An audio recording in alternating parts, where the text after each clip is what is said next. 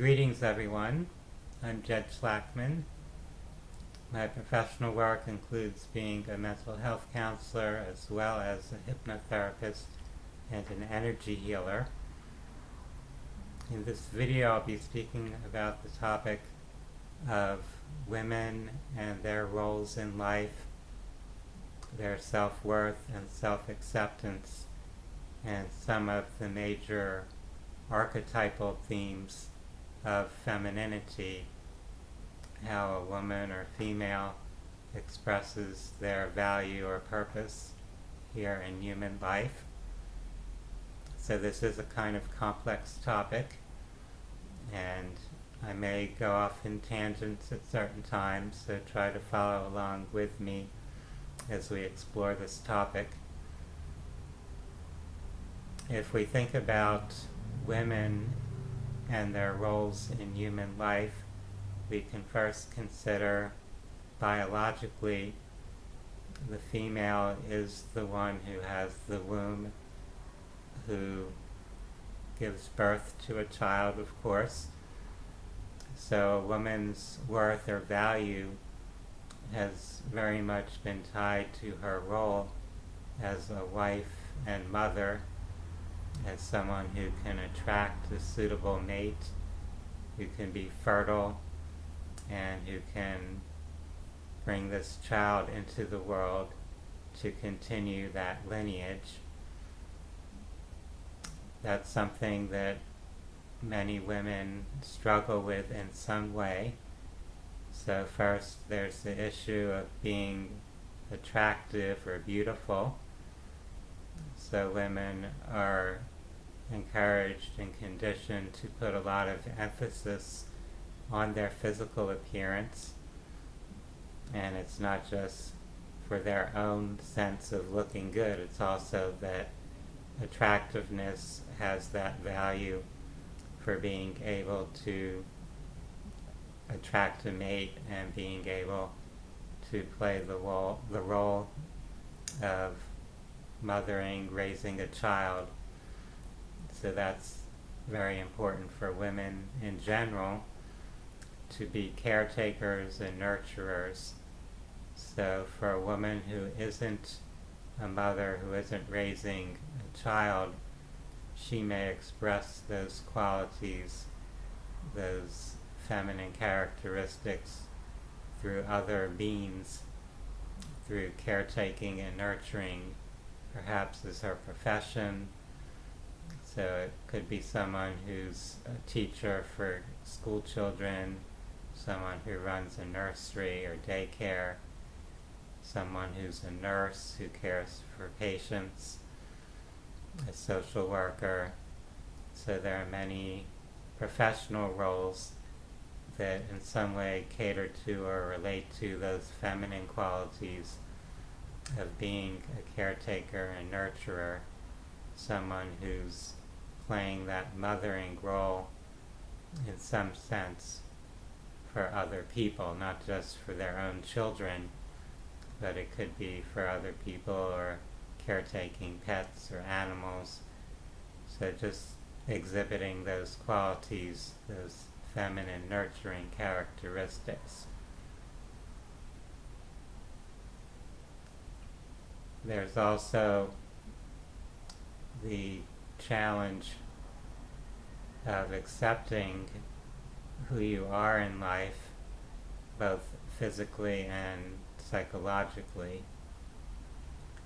Obviously, not all women are equally physically attractive, so some are naturally or inherently going to have an easier time of attracting a man, a mate, and not all women are equally nurturing in their energies or qualities. So when we speak about the feminine and masculine, the fact that you have a male or female body plays some role in how those qualities may appear or may be expressed. However, there's also the psychological and spiritual level. As a soul, as a spirit, we all contain both the masculine and the feminine, so those energies are present in everyone. And when you select to incarnate to be in a particular body that's polarized as either male or female, that physical body to some extent will tend to filter how you're able to express those masculine and feminine characteristics.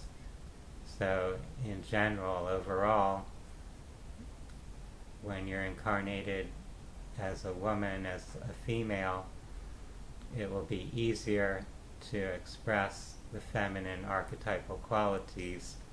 You'll tend to be naturally more nurturing than someone who's a man, someone who's incarnated in the male body. However, there are some women who, because of their development as souls through other incarnations, are actually a little more aligned toward the masculine, and they may naturally exhibit some more of the male archetypal qualities of being a warrior, a protector, having physical prowess, etc. And on the other side of those incarnated as males or men, some of them, based upon their soul's overall experience, may actually have stronger feminine qualities. For some of them it may be more natural to be caretakers and nurturers and play those types of roles.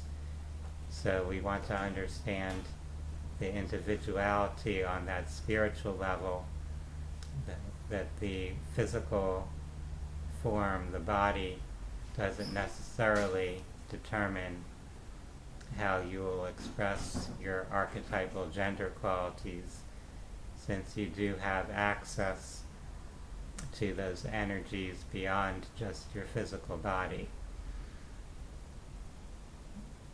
That has caused some challenges for many people going through their life experience, where the society or culture around them expects them to fit into the mold of their physical body gender, when on a deeper level that doesn't resonate for them. They have other qualities perhaps that they are here to express, to embody in their lifetime.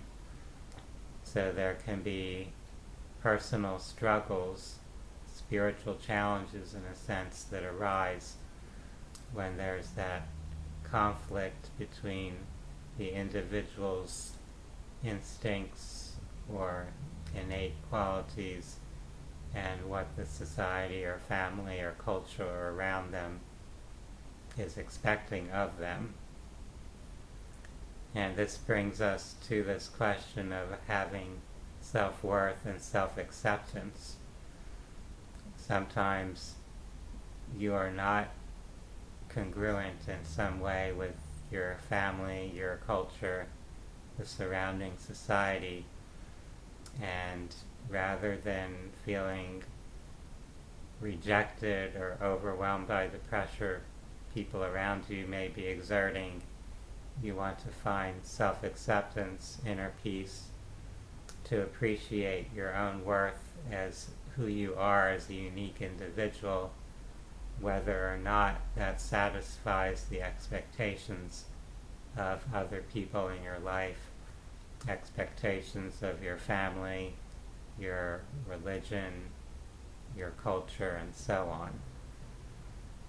So many women, and men as well, of course, have struggles or inner conflicts in regards to these issues.